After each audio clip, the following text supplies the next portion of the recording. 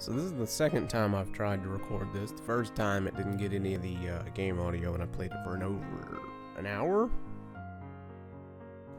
So I already know what's going to be going on in the first little bit, but past that I do not know anything whatsoever. But it is a fun little game. I don't know how long it is, but it's in the vein of Paper Mario. I popped. I don't have a pop filter, but it's fine. So, it's in the vein of Paper Mario in the fact that you get, oh yeah.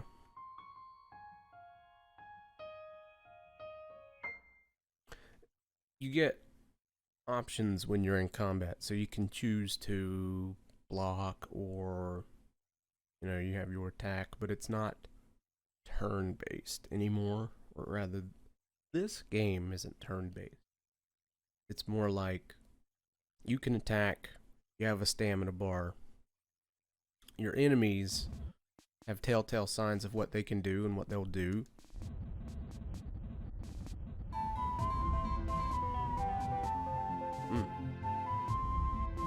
There were tales about a distant land known only as the Chestnut Kingdom. Generations of princesses were kidnapped by great evils and their underlings. Oh.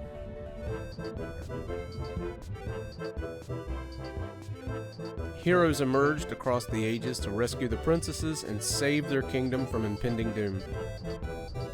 Aided by a legendary weapon, the chosen ones battled the vile creatures and were rewarded with magical stones. The symbols of a true hero. Right. With immense courage, these legendary heroes defeated the evil villains and saved their kingdom every single time. This is but one of those stories.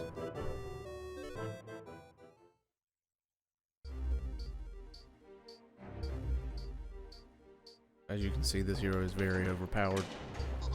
Which, by the way, this is the hero.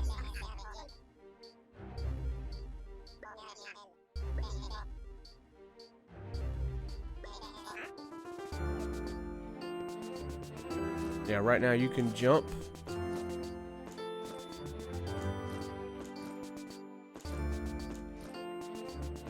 That's about it.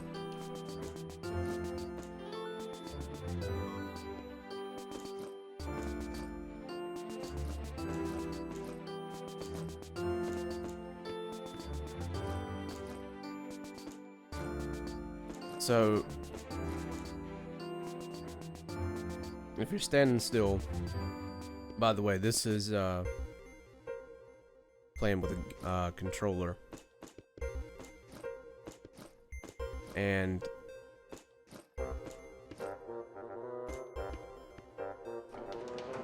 my buttons are a little bit different than what they are when they show up, but it's fine. I'm using a little 8-bit Do gamepad, SNF. Or is it SF? It's the Super Famicom one where the buttons are green, blue, yellow, and red. I just liked that one more than the other one. Let's see, 8-bit Do, SF30 Pro gamepad. Yeah, there we go. I got it to play like older games. Because it's nice, because it's like an actual old style, SNES style, or Famicom style gamepad, except you can use it on the Switch, because it's like Bluetooth.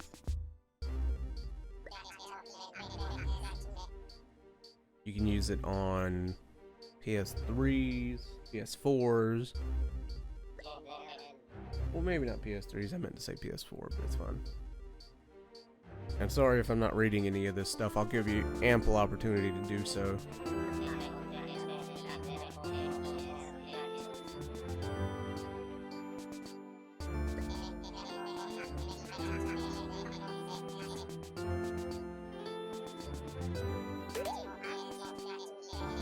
I'm a quiet one over there.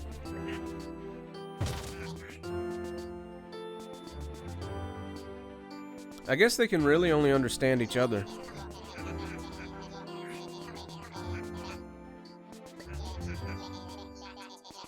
Because later on, he tries talking, but nobody, well, as far as I can tell, nobody really understands what he's saying.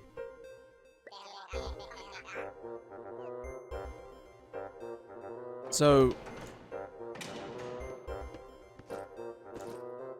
if you haven't heard anything about this game, this is how the game looks, okay? Now, when you get into combat, it's kind of like Paper Mario, like I said, in the fact that you get to choose how you interact with the enemy. You can attack them, you can use items, whatever, kind of like in Paper Mario, except in this one you get different things, like you can parry. You get a fucking shield and you can parry. I just fucking peeked my mic. How about this? I'll move it away a little bit more. Yeah.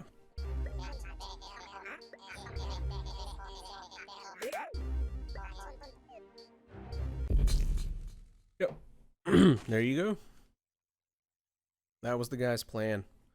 Just to drop the chandelier on him. Look at him, he's like, oh shit. It fucking worked. So this is actually the character we're going to be playing as. Masked Kid.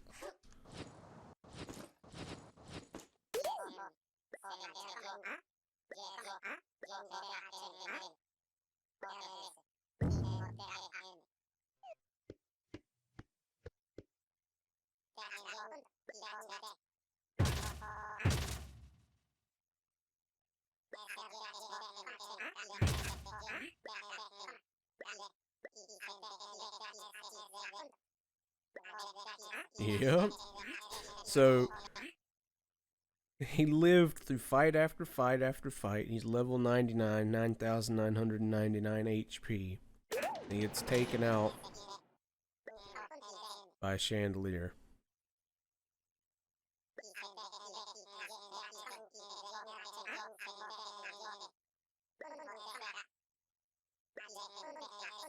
So found a talking hilt and 3 important looking stones. Those were the things that the hero was carrying.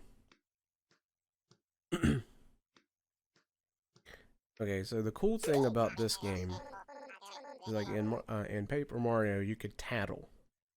You could select one of your partners that had the ability to tell you information, and they would tattle. So the sword hilt's pretty much the same thing.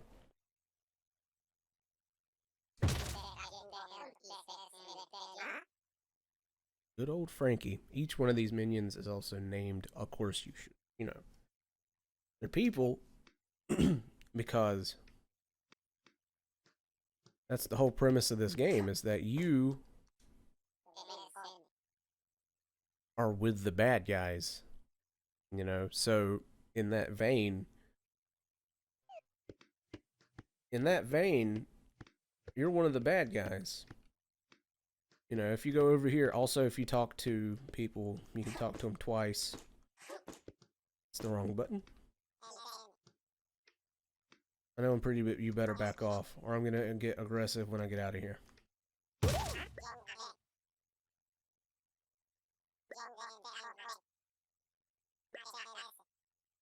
He talks to him.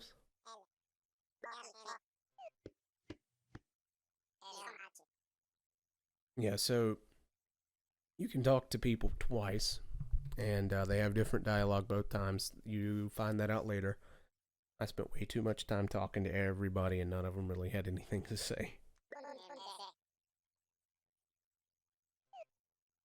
So now you find the evil that they were talking about at the beginning. This is the bad boss of the evil syndicate.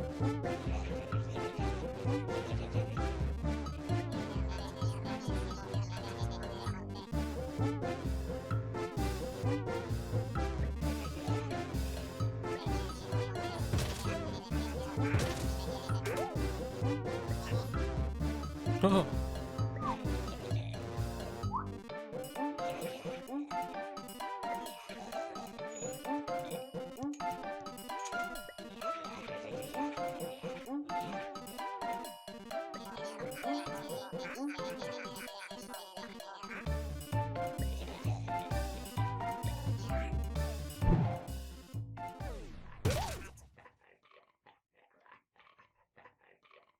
Mr. Stitches.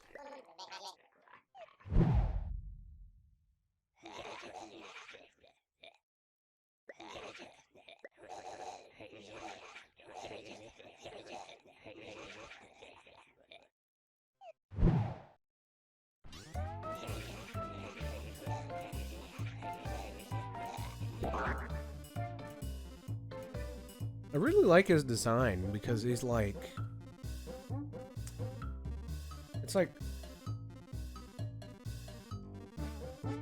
I'm trying to remember the Pokemon's name. He kind of looks like, is it Shuppet? Or Bennett?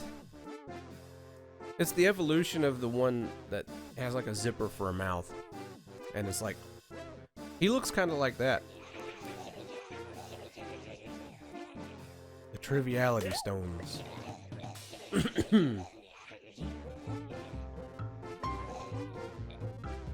A circle, a square, and a triangle.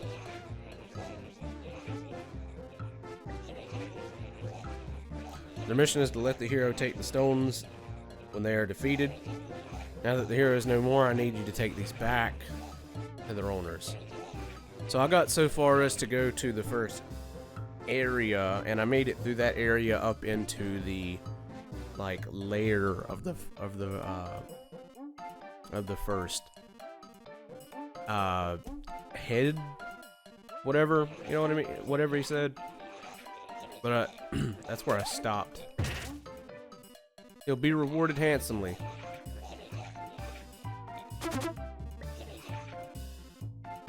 She resides in a very tall tree in the moth forest. After you are done, come back to the tree. Receive the next stone.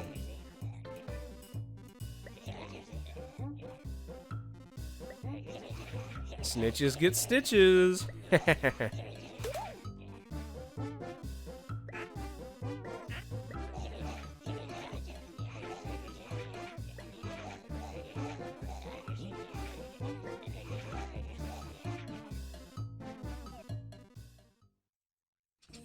It almost looks as if he's sticking his tongue out.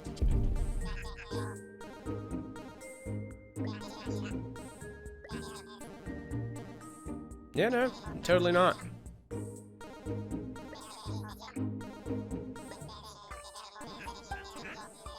I like how she's like, don't talk to me, don't let anybody know you have me.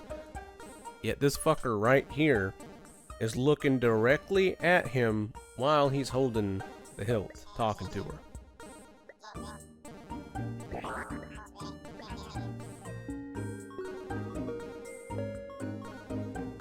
Hey, look at that. I've got 5 coins. And you've got a massive 3 spaces of inventory. So the cool thing about this one is that they give you a inventory, right? But just not just that, you get a journal. So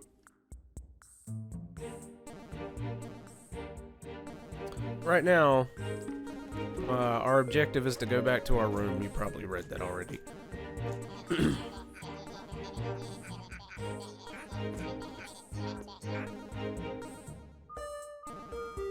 Oh, so the first time I played this, I talked to everybody. Most of them don't really have anything important to say.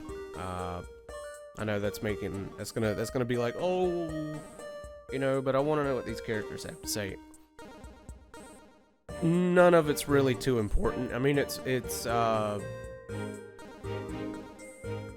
character, right? It adds character to all the enemies, which later on you find out you can fight most of these, but not here in the castle. They just show up because, you know, you're a minion, they're a minion, and they won't attack you. You just walk up to them and you just like beat the shit out of them. You can talk to them too, which is also what I was talking about earlier. That's one of the features. Instead of tattling, which, here's the tattle function. But that's the wrong one. Anyways, I went to the right, and if you go to the right, there's a portal room where they set it up so that you can warp here and there, which is pretty funny because some of the people are like, you know, why is that one still moving?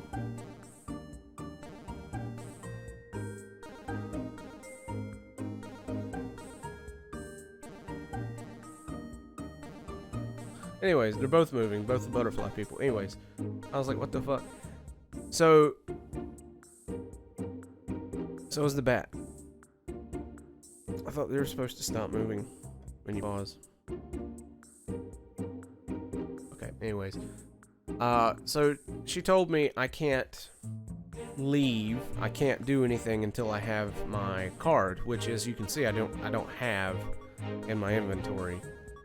And then she's like, just read your key. So if you look at your key, it tells you where your room is, which is pretty cool because I was like, what the fuck? How do I know where my room is? I just looked at the key. 1A.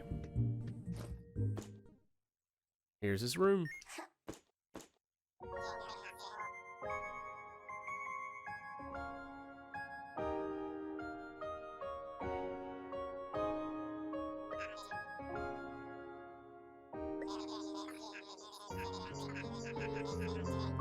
She has a magical hilt.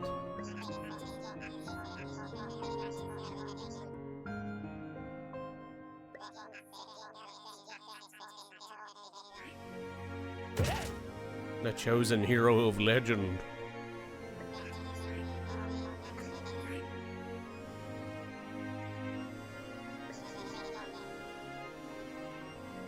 Huh.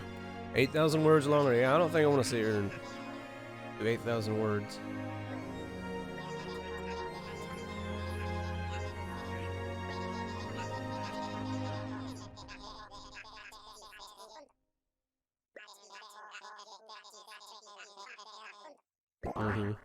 He's the big bad.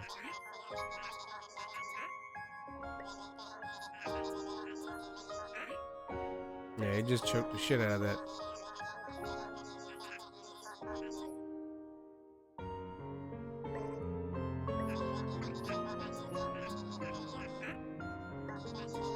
Yeah. The last hero had you too, and he got killed by a damn chandelier.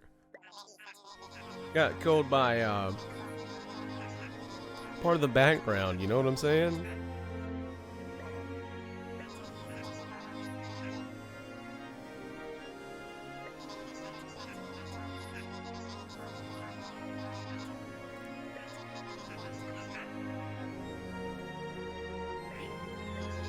I mean, I don't see any possible way that this could go horribly wrong.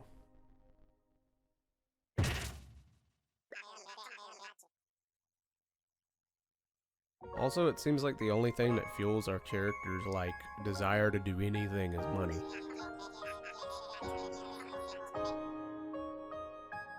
The way I see it, these characters like are basically I don't know, I never actually saw one of like the masked kid, that's what they're called. I never saw any of them out in the wild, so I mean you can talk to them like in the castle, which is where we're at. Yeah, I've already done that.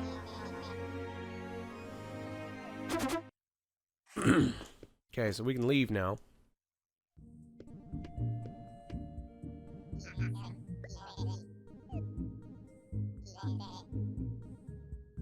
Oh yeah, floor 6. So he's like, I don't like floor 6 because it's too spooky for me. You go to floor 6 and it's just like the developers for the game.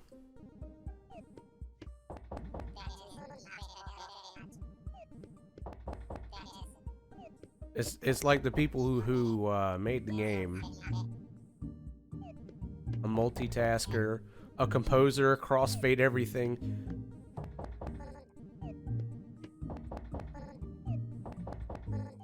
Nothing. Boo. Be gone. And then this one is my favorite room because it's like Look at that. Man, it can get pretty crazy. So,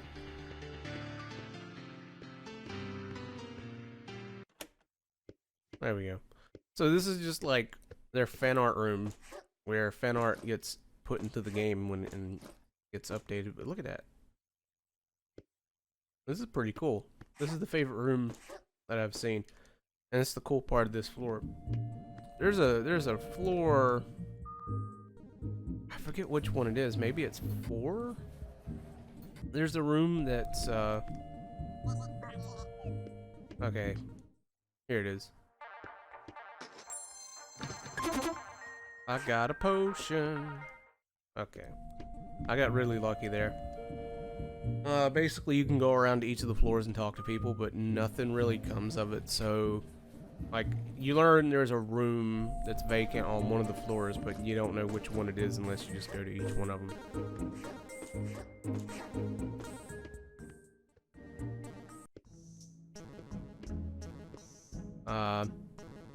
At each save station, which is what this clock is, well, actually you have to pay to this chick. You have to pay this chick to save. But once you pay her, it turn that shit off. Can't turn it off. Anyways, each time you go to one of these, it opens up a spot for you to save. You have to pay for the first time, and then after time it's free. But each one of these places that I've seen has this coffee, and when you drink the coffee, it fully refills your health and stamina and whatever. Spirit, I think is what it called it.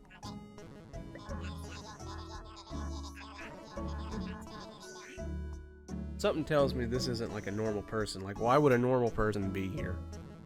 You know what I'm saying? This is like the boss's, like, the final area. This is the boss's castle. Actually, it's more like the employee section of the boss's castle, because we were in the final castle and then we got taken back downstairs.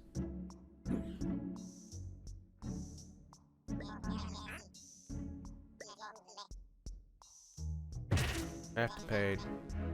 Yeah, she basically explains it too. Yeah, after it's basically like your employee punch card. That's how you save the game. No, I love that, because it's so.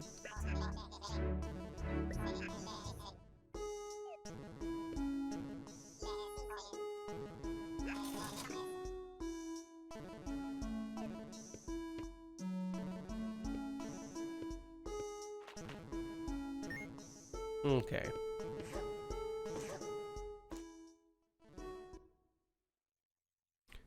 Loading is a little bit long, but it's not too bad, luckily.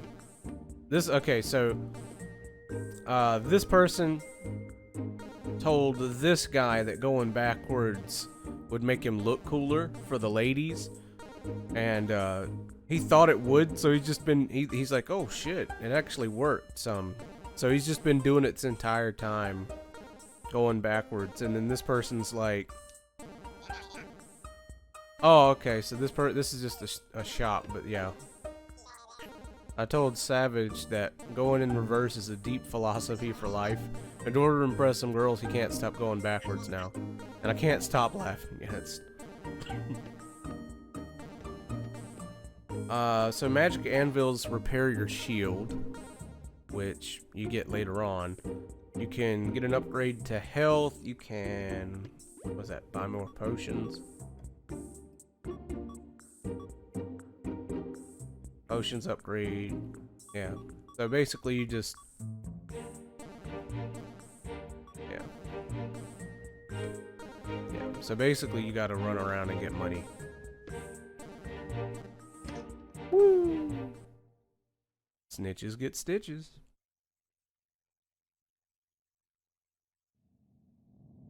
Okay. If we were to go to the left, she'd be like, nah, you can't go that way, so I'm not gonna waste my time. These are basically checkpoints, Kind of like in Mario, how the flags work.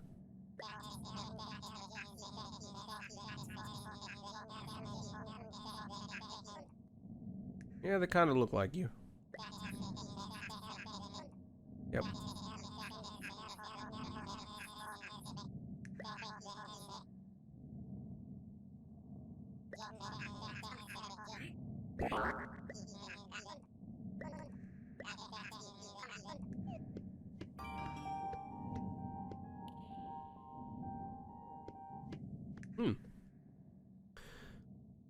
All right.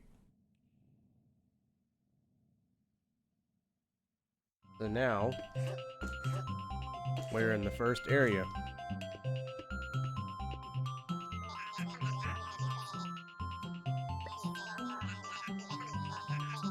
So as I was saying earlier, your co-workers are basically the enemies of the game, which is kind of funny. And you just talk to them, like walk up to them and be like, hey man, how's it going? And they're like, oh hey, blah blah blah. They give you some useful information, and then, you know, it's whatever.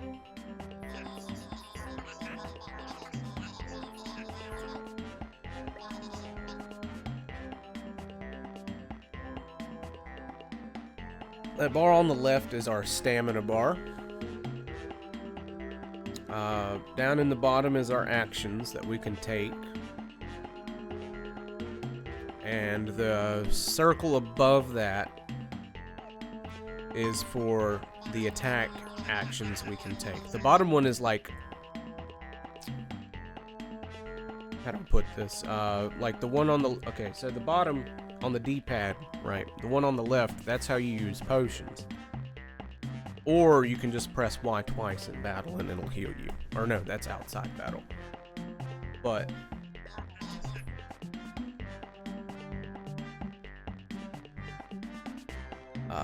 I can't do any of that right now, it's all blacked out.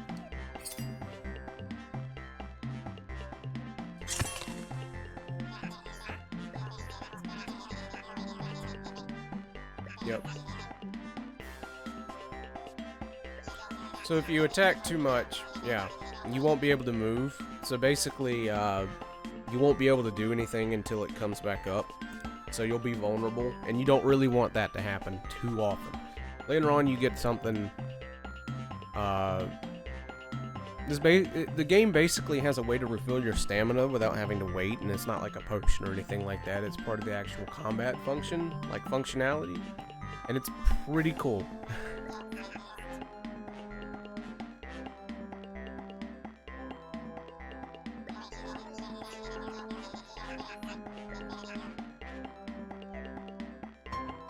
Okay, so here's where it comes in handy to know that you can dodge attacks by ducking, and you can jump.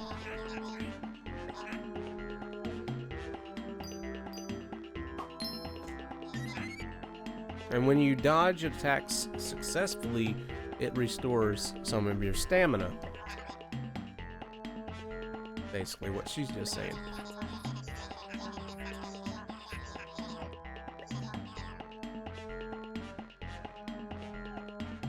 And then here's the duck.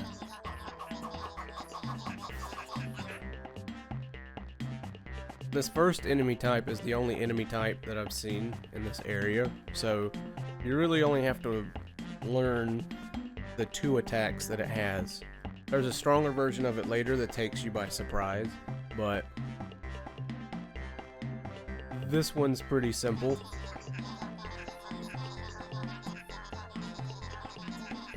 Yeah.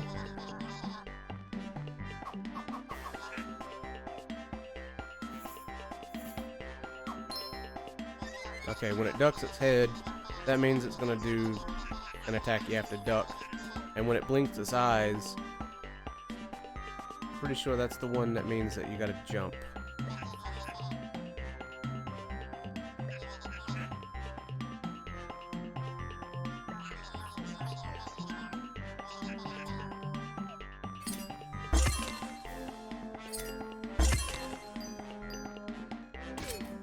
Yeah. Yep.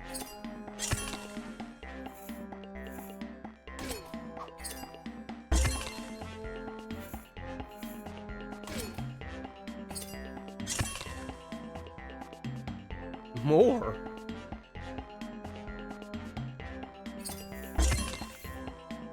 Yep. See, I'm doing poorly right now.